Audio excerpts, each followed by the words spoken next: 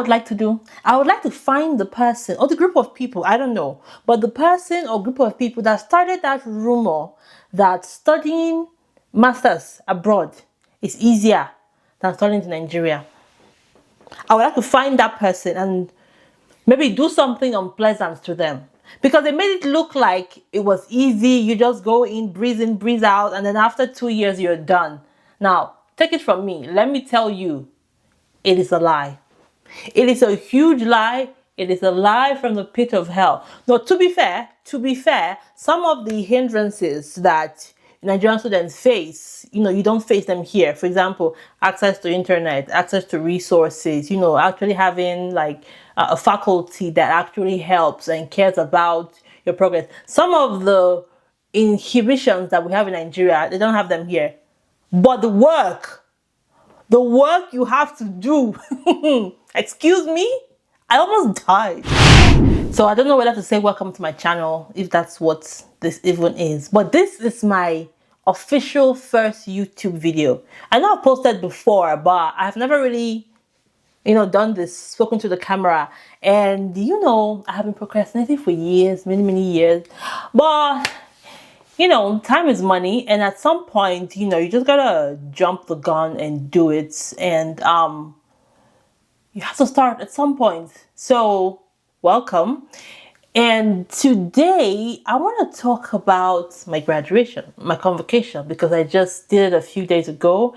And I want to talk about three main things. Why I decided to do a master's degree, my experiences, and if I would recommend it. Because my response might actually shock you. So, I remember when I finished my undergrad, I promised myself that I was never going to pick up a book again in my life because I felt like I had read for an entire lifetime, right? But here we are, years after, just done with my master's program. Now, I wouldn't say I'm the most academic person. What I would say is that anything I do, I just do it well. And I do say so myself. Because, take for example, I don't like cooking. I really don't. But I know how to cook. And I know how to cook well. Now, when I tell people that I don't like cooking, they're like, oh my God, your food is so good. Yes. So it's the same thing.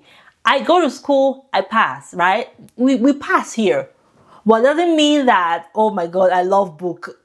If I have to do it, I'm going to do it. I'm going to do it well. So after school, I told myself that was it. I'm done.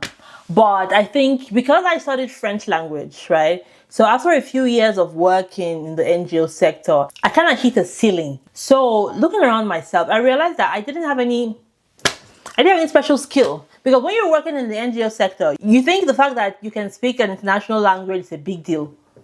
You're going to have colleagues from Europe that are speaking 4 languages easy. Like it's nothing. Oh, I speak English, I speak French, I speak German, and I speak Portuguese. They didn't go to school for that. They just learned it by living. Due to the nature of their society, you have multiple people speaking multiple languages. So you thinking, in your undergrad, oh my God, I speak in one international language. I'm going to be hot, working in the, INGO sector. I received the biggest shocker of my life. It wasn't the big deal that I thought it was. And then working in admin and working with projects, I thought to myself, how can I scale this? Where can I go from here? Because, for example, someone who did computer science, right? Tech, right? AI, right? You've seen how that can be scaled. Someone who's a medical doctor, they can be a medical doctor for the rest of their life and just keep, going up. Someone who's an engineer, they can keep going up, bettering their skills and all that. But what is my skill? Like, okay, I graduated with French. Okay, I speak French, but guess what? There's nothing special about that. And then what else? Your work experience. But then I was working in the place where I felt had a ceiling, right? And I needed to arm myself in order to actually be able to, burst through that ceiling. So I had come to that point where I felt, you know what? I think I need another degree. I need something else, to show that I needed something else. Okay. And a master's program was just the next best option. Now, let me tell you something. The education system here is 100% and completely different from that back home in Nigeria. 100%. Like there are no similarities. It's like black and white. And as an international student, when you do your undergrad here, you kind of like ease into the system. But when you come and you do your master's as an international student, you know zilch, nothing, nada. And I just jumped in. I remember my first class. They kept on talking about the assignment and assignment and assignment. And I was wondering to myself, where is this assignment? When is this assignment? Why are we talking about it casually? You haven't told us the assignment. You just said, it's somewhere. So where is the thing? Where can I go get it? Where can I go find the assignment? My dear, everything was online. Like, I knew about it. I knew the concept of it, but I had never really experienced it for myself. So apparently, the assignment, the instructions, everything was online. And I thought it was gonna be like in a physical place, or they were gonna, tell it to us. So some of those, when I would use culture shocks, I would just say like educational shocks, right? I had some of those shocks. But the beautiful thing is that I learned really quickly. And honestly, I would recommend my program to anyone who wants to, who asks me, because I did a master's in public administration at the University of Victoria, and they have a co-op program. Are you see what I'm saying? Like, you have to do an internship as a requirement of the course. And that I didn't even know at the time when I applied. But it is so useful because it gives you Canadian experience, right? And I mean, real life Canadian experience. And I actually enjoyed my time. I actually enjoyed my program. I actually loved my program in the end. It's kind of hard in the beginning, trying to assimilate, but once you get the hang of it, you're good to go. But the classes was fine, the internship was fine. It was until I got to the thesis part.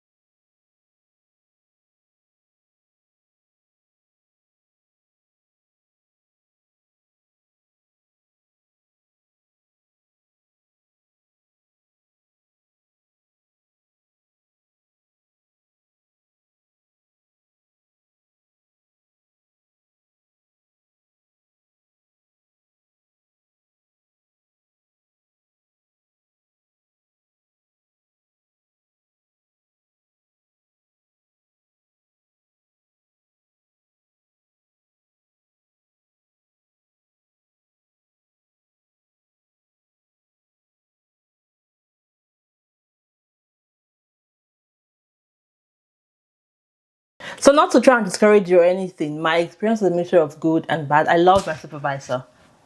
I loved my supervisor. Did you hear that? Yes, I absolutely did. He was a great guy. He was fantastic. He sent me to Paris.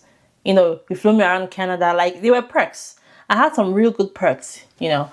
But the research was a lot. I thought I was going to just write like 50 pages and be done, you know, but they are scrutinizing every line. Why did you say this? Where did you get this from? Oh my God. Every little sentence, everything you say, you have to have a reference for it. It was so much stress. Anyways, I shall pass. However, my question now is, would I recommend, that's not my question. That's my question. Yes. Would I recommend it? The answer is no. If you don't need it, I wouldn't recommend it. Why? Now, here's my thoughts. It used to be relevant. It used to be super relevant back in the day. It used to. But the world that we're living in now, the world we're living in today, I think it takes skill and experience over educational qualifications. Now, there are some fields, definitely, that it will be important. No doubt about it. Right? But I think that they have very much deprioritized educational accolades over work experience and actual skill. If you don't need it, I wouldn't recommend it. Like, are you going to use it for anything? No. The work you're doing, or are you self-employed, or like does your work require it? No. Then please, you don't need a master's program. Me, I needed it because I needed to pivot from what I was doing, and also it was like a relocation scheme. However, right, you understand that I needed it because I needed to pivot and I needed to relocate to Canada. Those are my two main reasons. However, if you don't need it, there's no reason to do it. But nonetheless, if you want the clout of it, you want to be able to say, I have a master's program. That's my third reason, right? For clout, because my phone's ringing.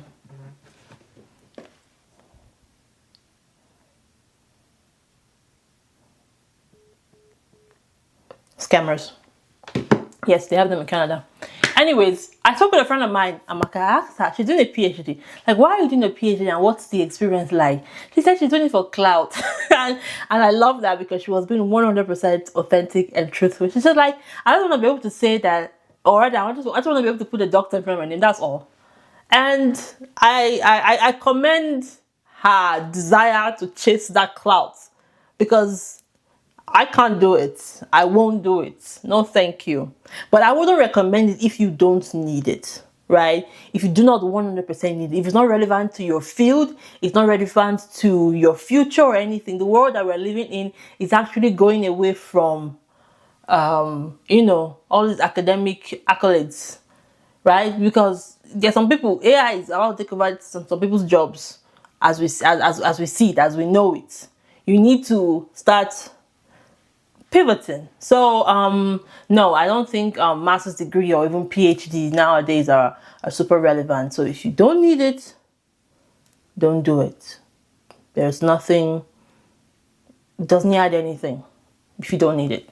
And I 100% believe that, and I 100% stand on that. Chancellor Buller, the candidates for the degree of Master of Public Administration.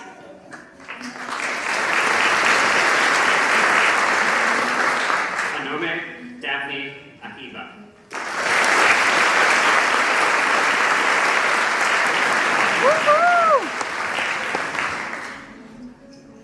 Christine Michelle Cho. So how do they end these videos? Thank you for watching. Please don't forget to like and subscribe and leave a comment. If you have any question, ask me. If you don't have any question, just write something in the comment section. Thank you very much. And I'll post a video of me receiving my award, or rather of them calling out my name if you want to see it. And don't forget to go to my Instagram, Onoma the Good One, to see all of the, you know, graduation videos that I posted, because I created content. I created a lot of content. And let me know what you would like me to talk about next, if there's any topic you have. But I'll come up with something and I'll see you in the next one. Later, sweet pea.